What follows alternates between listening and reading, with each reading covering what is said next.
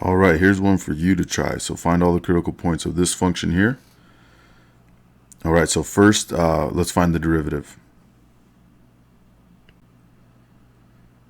All right, if you found f prime of x to be 3x squared minus x minus 2, then well done, congratulations. And so, all right, so now we want to set this equal to 0, right, and solve. Now, you can do this a couple different ways. You can factor, or you can use the quadratic formula, or you can complete the square if you like doing that. I would recommend factoring to the quadratic formula depending on which one you're more comfortable with. Okay, so go ahead and find these zeros, and then we'll go from there. All right, if you got this wrong, I made this little, or I'm adding this little clip in here to show you how to solve this in case you forget, right? And you may have got it wrong just by a minor mistake and still know, but anyway, this hopefully will help you either way. So if we were using if we're going to factor this, what we would do is multiply a times c. So we multiply 3 times 2, and that would give us 6. And then we want to find numbers we can multiply to get 6 that we can subtract, because this is a negative, to get 1. Okay, so numbers we can multiply to get 6 that we can subtract to get 1. And hey, we already know those are 3 and 2, right? So 3 and 2 are our values. So what we're going to do is we're going to put those into here, and we're going to put we're going to put the 3 and the 2 back there. Okay, now one thing that's a little different than the last time we factored on a previous problem in this video is that we had a simple quadratic, right, where a was equal to 1, so that was a little easier to factor. This time, since we have a 3 here, since we have a complex quadratic, a number bigger than 1 there, we're going to have to do a little more work. We're going to have some numbers potentially in the front there, so I'm going to leave space in front of those x's. Okay, so now I want to get my signs right.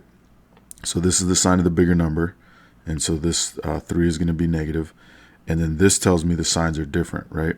So that means the smaller number is going to be different, and so it's going to have a positive instead of a negative. Okay, so the signs are different. All right, and then now what I want to do is whatever this a value is, I'm going to put it in the denominator of each of these values, okay, that I found. And remember, this is whenever a is bigger than 1, you can do this. And so so now I just reduce. So here I see 3 divided by 3 cancels out to 1, and so that just makes this x minus 1. No sweat. On this side, however, nothing reduces, right? And so whatever your denominator is after you try to reduce, that goes to the front, okay? And so then we're going to get 3x plus 2.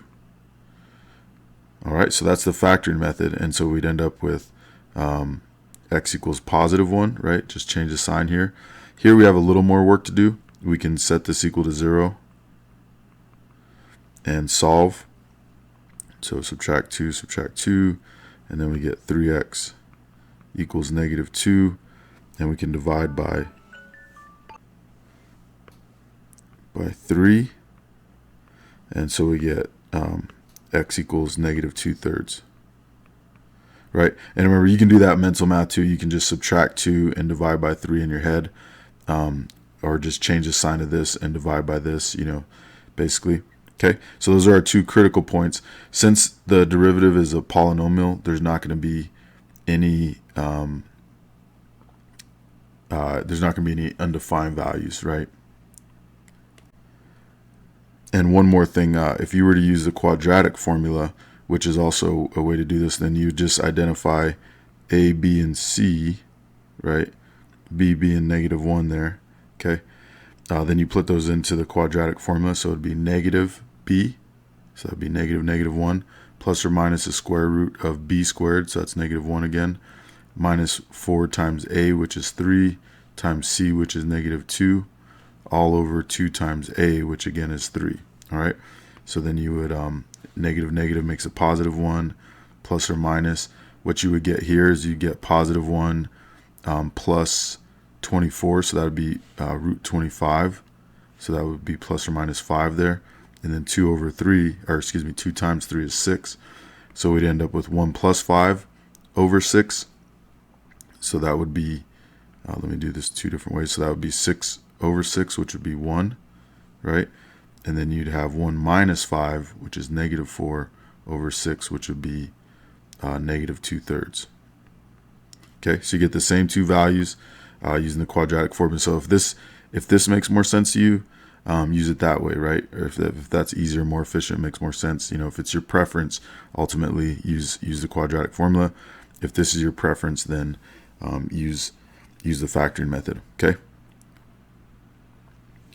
All right. So yeah. So either way, these are our critical points, right? And once again, we know that since this is a polynomial, we don't have any undefined values. So that means our critical points are limited to what we see here, right? We have x equals 1 and x equals negative 2/3, right? And you could have gotten that by factoring or using the quadratic formula, or you can do completing the square, which I don't have demonstrated here. All right, so now if you wanted to, you could graph this on your calculator, right? And then make sure you're in your window that you have 1 and negative 2/3. And if you hit zoom 6, the standard window, those will definitely be there. You might have to expand your Y max. You might have to change your Y max, your Y min, to make sure you can see the peaks and the valleys if they're there. But that can definitely that's a way to show that. Okay, so go ahead and graph this on your calculator and find out if these are local maxima or minima. And then tell me which one's which. All right, and it turns out that this is a local minimum, right? And this is a local maximum. Okay, this is a function that goes up forever on the right and down forever on the left, and so there's no absolute min or max. So these are both local